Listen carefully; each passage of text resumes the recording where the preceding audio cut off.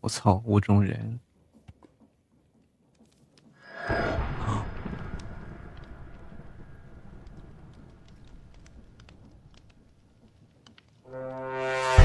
不是他在往回跑，他在跑了，他跑了是啥音？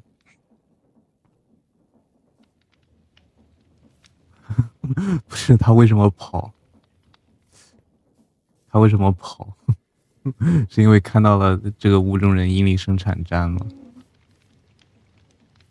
真是奇怪。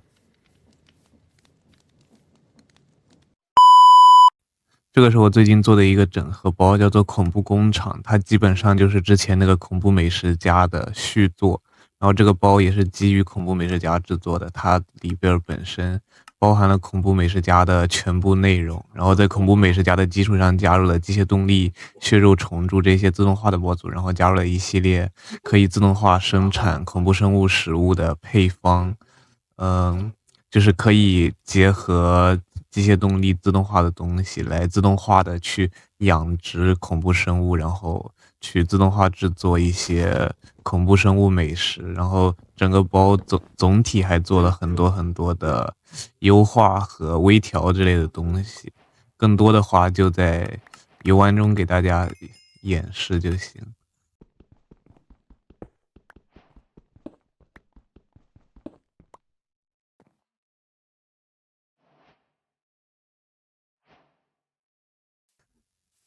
恐怖美食家后期一点的版本是开局已经不送那个锅了，因为很多人反映说锅太超模了。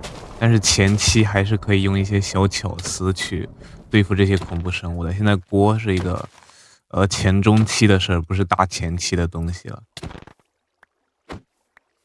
然后后期还有一个中后期吧，还有个更厉害的烈焰锅，那个锅更厉害。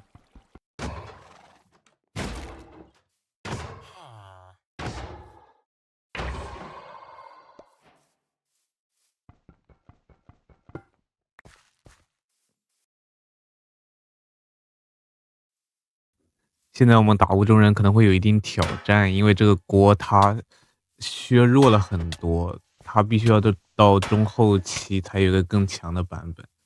然后打雾中人的话，一般建议是去海里边打，去海里边在水下这样子去打。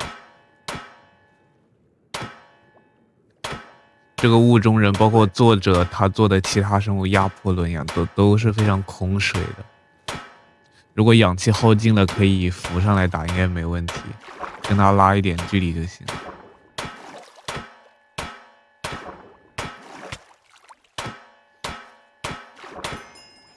OK，差不多还是能有一点挑战，但是不多。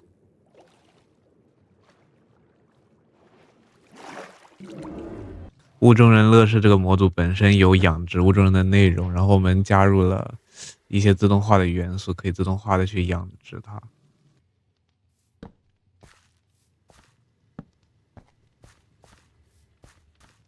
其实也不用担心不会玩机械动力，整个包里边它就是我自己弄了一个机械动力整个模组的教程，包括其他模组血肉虫蛀、笼中生物的教程全部都有。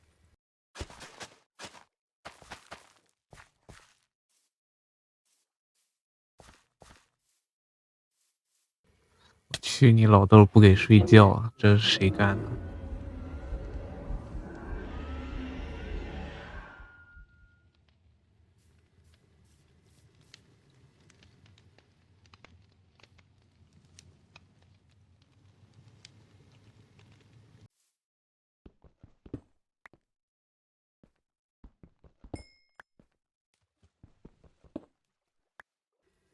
可能会有人问，现在玩到现在机械动力在哪？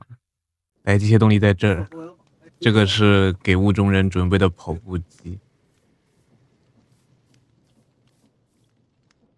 雾中人呢可以通过在这上面跑步，然后滚动传送带生产应力，这个应力相当于2个大水车的应力。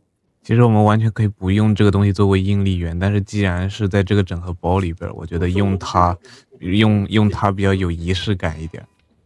你看，是雾中人在驱动的这个动力冲压机在压这个铁板，我们雾中人也是会干活，也是可以对社会有贡献的。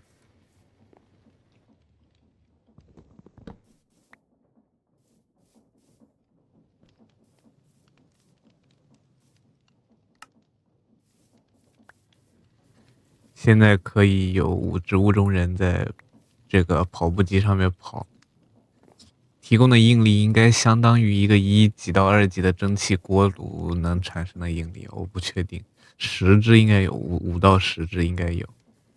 去看一下，去看一下它的总应力是多少，是5000多的应力，那其实还好，其实多叠一下这个雾中人跑步机能代替蒸汽锅炉了，差不多。以后说不定搞个雾中人那种什么更强的动力。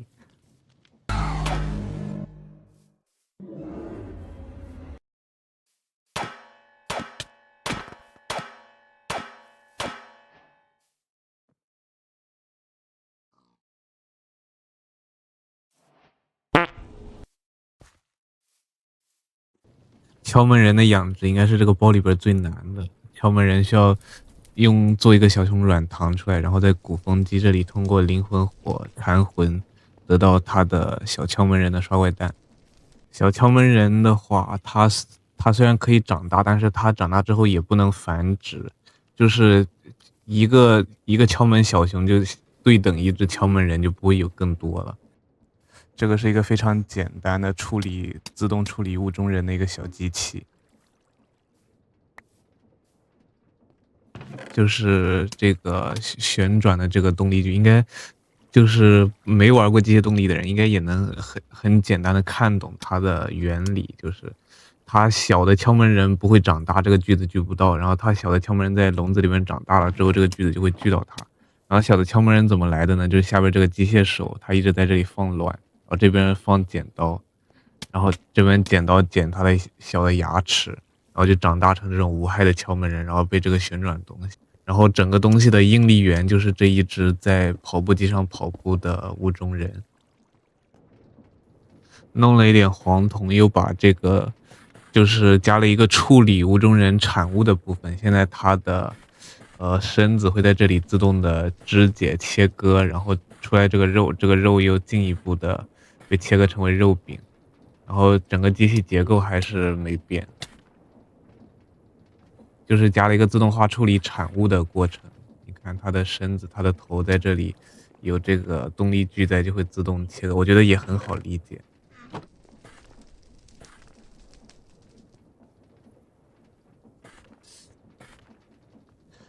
它的这个头在这里自动切割，切成肉了，然后肉在这里又切成肉饼。我操，谁能懂？我看着这个突然有点想笑，突然感觉好喜感这一幕，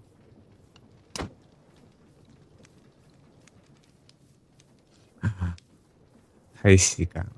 雾中人已经被解构成了这个样子。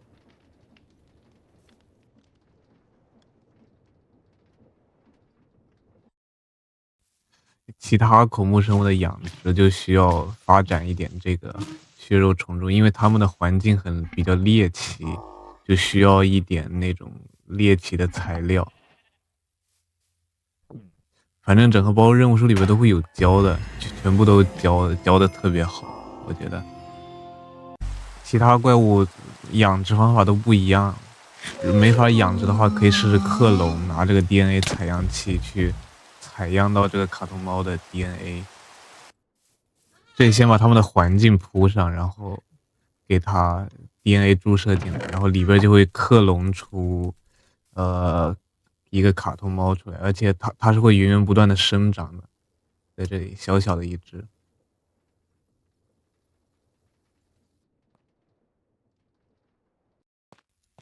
轻轨的话，基本上也是用的这个办法，提取它的 DNA，然后拿回去克隆。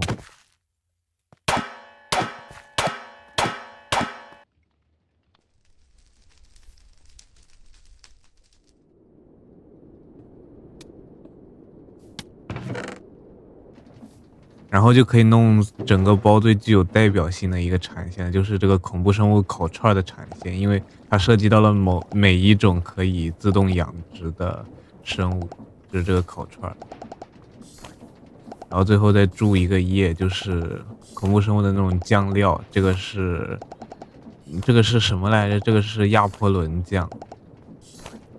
然后基本上这个还是个半自动的，没有把物流的东西接过来。如果物流东西接过来，就是全自动生产这个烤串。